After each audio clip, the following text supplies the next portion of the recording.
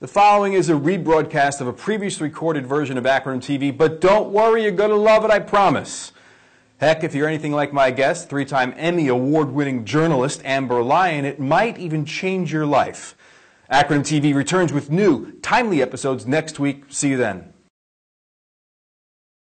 How often in your daily lives do you want to stick your head out the window and do your best network impression and scream, "I'm mad as hell, and I'm not going to take it anymore"? How often? Once a month? Twice a week? Daily? Hourly? In demanding change from others or from the system, be they individuals or groups with whom we politically disagree, how often do we actually demand change from ourselves, from within? Radical transformation and the healing power of psychedelics with Amber Lyon this week on Acronym TV. What do you stand for? You can try to erase me, minimum wage me, news article page me, calling us crazy. Your foundation is shaky, top heavy and lazy, with a sticker that says I love the 80s. Say they too big to fail, I say the harder they fall. Welcome to Acronym TV, coming to you this week from the Young Turks studio in Los Angeles. I'm pleased to welcome to the program Amber Lyon. Amber is a three-time winning Emmy Award-winning journalist, filmmaker, photographer, and explorer. She is the founder of the news site Reset.me, the web show and podcast Reset with Amber Lyon. Both the site and the show cover the potential for extreme therapies and alternative medicines to cure anything from depression to cancer. Amber, thank you very much for joining me today. Thanks for having me on, Dennis. Absolutely. I appreciate it. Yeah. So you went from a three-time Emmy Award-winning journalist, coming up on CNN, covering Occupy, covering social justice issues, your book, Peace, Love, and Pepper Spray, and now you're focusing your journalistic efforts on the healing power of psychedelic drugs. For thousands of years, native cultures have used psychedelics not as drugs, but as medicines. And science is on their side. Numerous studies show that psychedelics are not neurotoxic. They're non-addictive, and they have the power to cure even the most stubborn cases of anxiety, depression, addiction, and post-traumatic stress disorder. When people with treatment-resistant PTSD were given the psychedelic MDMA combined with psychotherapy, 83% were cured. Compare that to just 25% with psychotherapy alone. With 22 veterans a day committing suicide in the U.S., it's vital this medicine is made available to the public. The caffeine in your coffee is more toxic on your body than psilocybin mushrooms. The science shows these non-addictive substances actually slow down activity in areas of the brain overactive in people with depression. So how do you go from a career made for a mainstream media to like a 21st century Timothy Leary? Well, I've never, taken the traditional route in my journalism there, Dennis. I just realized time after time, I spent a decade on the streets covering some of the worst humanity has to offer, whether it be war, slavery, drug trafficking. And I realized after a certain amount of time that I was just covering the symptoms of the greater problem, which is our collective madness. And we really need healing at the individual level before anything's going to change when it comes to all the destruction we're seeing in this world. So I decided really, from now on for the rest of my career, I'm going to really attack the core, which is this collective insanity and collective need for healing, whether that be physical healing or healing when it comes to mental health disorders. And how do you go about attacking that? I'm working now to start a website, Reset.me, which really focuses on natural medicines and psychedelics. And we've been told psychedelics are drugs by our government. They've classified them in with heroin and methamphetamine. But the truth is that a lot of these psychedelic drugs are actually medicines in natural cultures. And they've been using them to purge trauma. And a lot of these natural cultures who use psychedelics don't know what anxiety and depression are. They don't have words for those because it doesn't exist in their culture, right, because they've been using these medicines for so long. And I really think it's one of the greatest human rights tragedies of this century that the general population does not have access to these life-saving medications. You've had some positive personal experiences with the ayahuasca. Very much so. Personally, I was facing symptoms of post-traumatic stress disorder. And as a journalist, I'd spent so many years on the streets covering prescription pain pill addictions to Xanax. And I knew when I started having symptoms of post-traumatic stress disorder that I did not want to reach for prescription medication because I'd just seen the worst of the worst effects of these medicines. And so I knew there had to be another way, and I started researching these natural medicines, and that's when a friend of mine introduced me to ayahuasca.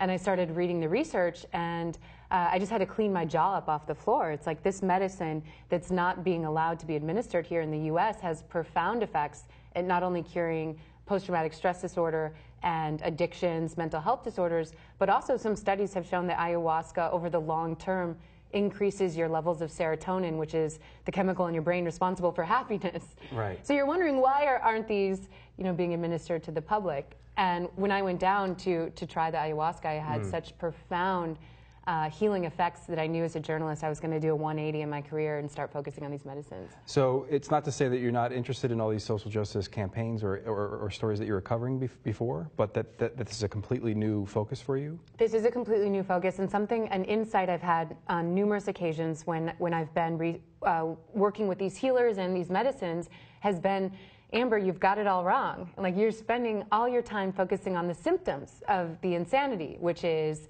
all of the destruction, the wars, the fighting. You really need to get in and focus on healing at the individual level. Show people that they have the power. They don't need necessarily doctors in Western medicine, but that they have the power to heal themselves. And when people start healing at the individual level, collectively, we're going to see dramatic change in society. All right, walk me through that, because I can see you have an energy about you that you feel healed, you feel positive, you seem happy. But how, if I become positive, I become happy, how is that going to stop, say, the military, U.S. foreign policy from wreaking havoc all over the world? How is that going to stop us from jailing so many people and profiting off the prison populations? How is that going to do anything but just make me happier, which is maybe the noblest goal of all? But seriously, as far as societal issues, how's this going to do it? Well, a lot of the reason we're seeing so many problems is because people aren't happy. People are anxious, they're depressed, they feel powerless. And so that's if you look at right now, almost a quarter of women in their 40s and 50s are on some kind of antidepressant, which often just numbs them to what's happening in society. So if you can get those women off this medication, you can get them healed, they're going to be a lot more productive as citizens and making sure that all this destruction doesn't happen. Also, often a symptom of trauma, so many of us are carrying up bottled trauma, especially from our childhoods, that affects us the rest of our lives. And oftentimes people are carrying that trauma, and that's why they're performing poorly, they're harming others, because it's a way of their trauma acting out. And so if you heal that individual that is, say, killing people or harming the world, if they're able to heal themselves and purge that trauma, it'd be nearly impossible for them to continue on such a destructive path. Yeah, I'm going to out myself. I've got some anger issues. I do. You don't appear like it here, at least. What? No, I caught you at a good time. You caught me at a good time. I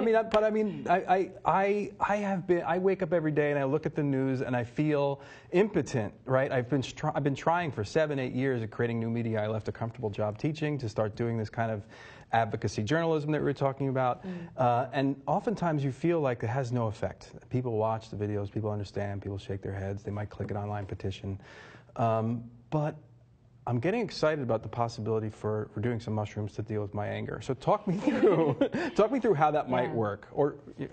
Okay, well, I found psilocybin mushrooms, we've been highly misled about them. I grew up in the middle of the country, so I thought if you take a psilocybin mushroom, because I drank the DEA Kool-Aid, that you're going to go insane the rest of your life, jump off a balcony, think you can fly, and end up dying. Right. And unfortunately, we've been misled. The truth is that psilocybin is one of the most profound chemicals known to the human brain. Some studies out of the University of Southern Florida have actually proven that psilocybin may regenerate brain cells or lead to neurogenesis. So when you're taking them, you're actually regrowing brain cells.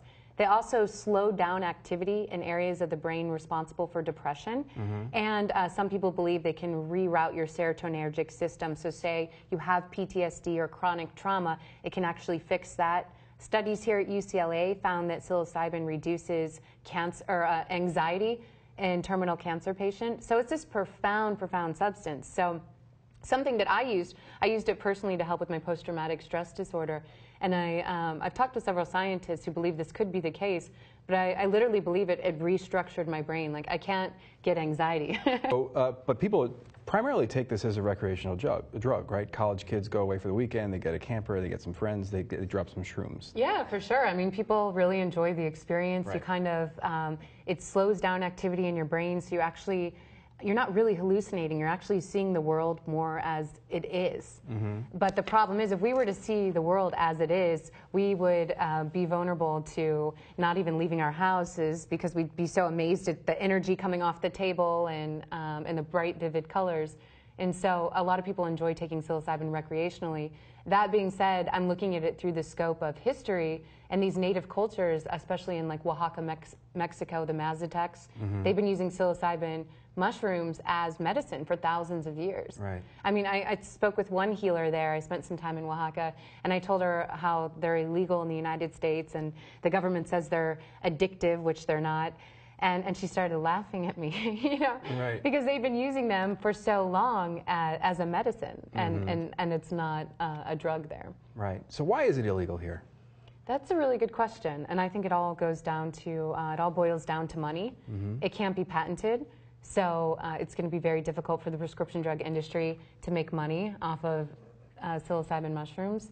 As well as just the propaganda and fear that's been generated around psychedelics in general. I think now that we've realized we were misled about medicinal marijuana, I'm hoping the country can kind of open their ears up to psychedelics as well and think, well, maybe if we were misled about a substance that's as profound as marijuana, maybe we're also misled about psychedelics, which is the case. I'm interested to shift the conversation a little bit to talk about your journey from CNN to where you are now. Right? I'm completely independent now, which Right. is the beauty of the internet. Right. So any journalist can start a website or a TV show and really have the power to get the message out without having these traditional dinosaur gatekeepers, which I think it would be really difficult to be doing the journalism I'm doing now on natural therapies and medicine in a mainstream outlet that's funded by prescription drug companies. Right. It would just be almost impossible. Right. So fortunately, I'm able to do what I need to do on my own. One of the story that you did for CNN was the BP story, where you went down and you showed people how the dispersants were. That's literally submergent journalism. Yeah, we were so upset because BP was just pumping all of these dispersants into the ocean, saying out of sight, out of mind, the oil's gone away. But really what the dispersants were doing was just breaking the oil down into little beads that were floating into the water column, which is the most important column of the ocean, the first 10 feet when it comes to biodiversity. And so we were able to go down and scuba dive underneath the water and say, hey, wait a minute, guys. There's still oil here, unfortunately, and it's killing all the bait fish and killing, you know, the lifeline of the ocean. Right. So again, the little cynic creeps up in my head and says, that's going to happen again. Right, Yeah. They keep drilling oil. They haven't put any regulations on, and the healing power of psychedelics is going to help us with that. In what way?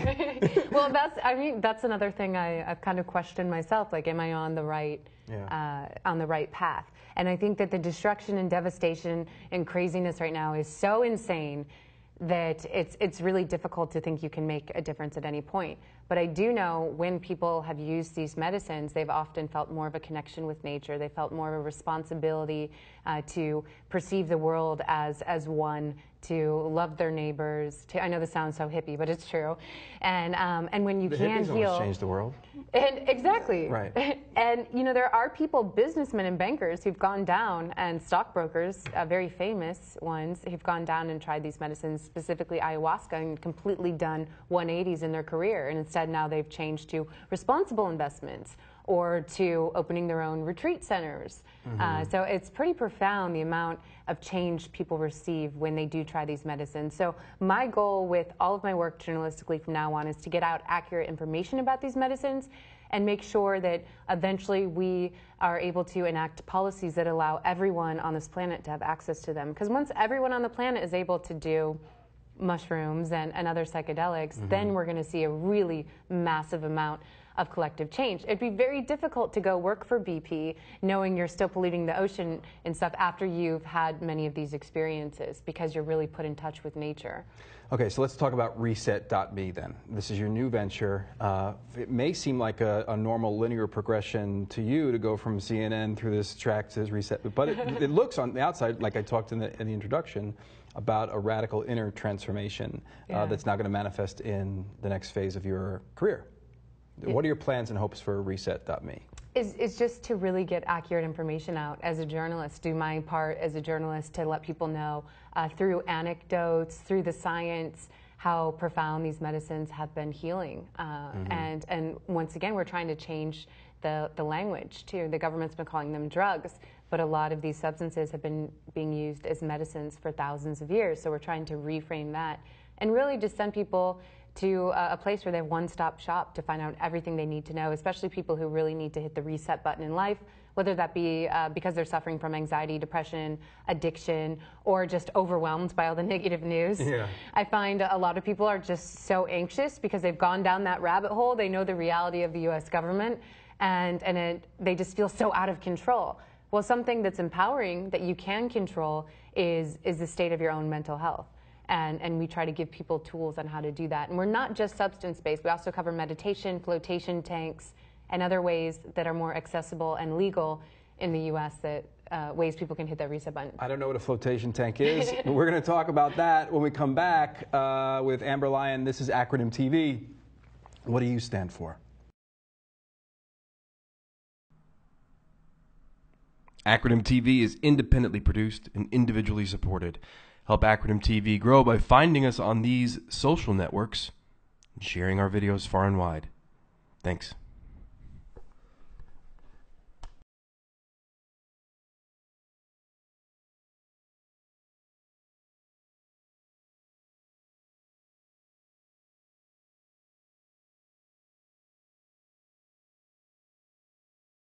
We're back with Amber Lyon, who wants you to just say yes. Amber Lyon behind the Reset.me initiative that's set to launch fairly soon. We were talking about, and I'm not joking, submersion tanks. Sensory deprivation tanks, or flotation tanks. Flotation tanks, what is this, and how is it going to help me? Okay, so something we're covering on Reset.me, in addition to the medicines, are other therapies that people can use to really try to heal and purge some of this mental trauma so many of us are carrying around. So a flotation tank is just that. It's a tank where you float inside of it. It's almost like getting into some kind of a dark box or coffin, and then you lay down, it's filled with water, and you lay back, and because the water comes up to your ears, you can't hear. Because it's pitch black, you can't see. And through knocking out your senses, you're able to really stay in touch with your inner thoughts and inner soul. And for many people, it's very therapeutic to just lay there and be one with their thoughts and be able to kind of have a silent mind for a while. So another form of meditation. Exactly. Yeah. And it kind of just like jump starts the meditation, and it's a lot easier for some people to do than meditate, because meditation, some people, 5 minutes in, you're like, all right, I'm going to go check my cell phone. But this, you're actually forced to, because you go into a center, you're forced to sit there for that hour, or some people do it for hours, and actually be one with you. And some people swear by it. I've done it one time out here in Los Angeles at the Float Lab in LA, in Venice Beach. And I found it to be extremely therapeutic as well. I've heard you say that after your experience with psychedelics, you become more spiritual, more religious of a person, and that you don't think that life ends, that you've lost your fear of death. Exactly. And as a journalist, that's a fear that just kind of was forced on me, because I had, not many, but I had several near-death experiences or traumatic experiences throughout my career. And so that had been something I'd been scared of, but while I was on these medicines, I was shown that we do not die, that your soul continues on. And I've been shown that message numerous times.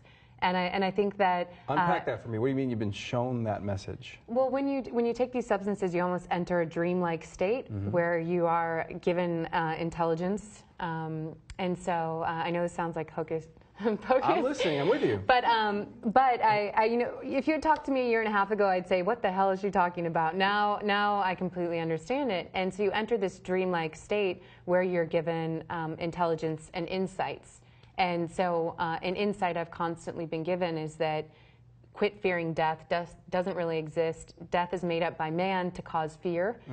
Because think about how much that fear consumes us throughout our lives every single day, and causes so much anxiety and keeps us from actually making our dreams happen, taking risks.